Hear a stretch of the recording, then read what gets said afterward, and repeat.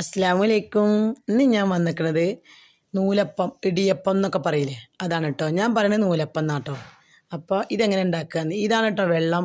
ഇത്രയാണ് തിളയ്ക്കാൻ പാടില്ല കേട്ടോ. വെള്ളം ഇത്ര പാകം ആവാൻ പാടുള്ളൂ. ആ വെള്ളം എടുത്തതിൽ ശേഷം ഉപ്പ് ഇട്ടിട്ട്, പാകത്തിന് ഉപ്പിട്ടിട്ട് ഇതാ കുറേശ്ശെ കുറേശ്ശെ ഒഴിച്ചിട്ട് നമ്മൾ ഈ പൊടിയിൽ എല്ലായിടത്തും വെള്ളം എത്തിക്കുക കേട്ടോ. വെള്ളം എത്തിച്ചതിന് ശേഷം നന്നായി ഒന്ന് കുഴച്ചെടുക്കുക കേട്ടോ. ഇഡ്ഡലി പാത്രത്തിലാട്ടോ ഞാൻ ഉണ്ടാക്കാൻ പോണത്.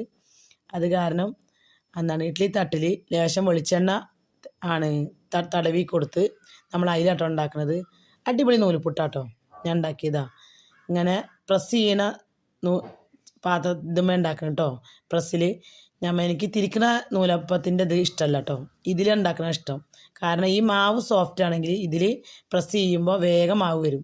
മാവ് സോഫ്റ്റ് അല്ലെങ്കിൽ അത് അമർത്തിയാൽ വരില്ല, ആകെ ബുദ്ധിമുട്ടാട്ടോ. എനിക്കിഷ്ടമാട്ടോ നൂൽപ്പുട്ട് ഉണ്ടാക്കാൻ. എനിക്ക് വേഗം എളുപ്പമാണ് നൂൽപ്പുട്ട് ഉണ്ടാക്കാൻ.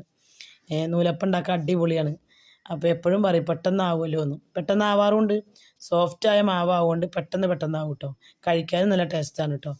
അപ്പോൾ ഇങ്ങനെ ഉണ്ടാക്കി നോക്കൂ കേട്ടോ. ഒരു വട്ടെങ്കിലും നിങ്ങളെല്ലാവരും ഉണ്ടാക്കി നോക്കണം. എന്നിട്ട് നിങ്ങൾ കമൻറ്റ് ചെയ്യണം കേട്ടോ. ഇഷ്ടപ്പെട്ടാൽ ലൈക്ക് ചെയ്യണം കേട്ടോ. നിങ്ങളുടെ പൊടി എങ്ങനെയാണോ അങ്ങനെ ആയിരിക്കും ഉണ്ടാക്കുന്നതും.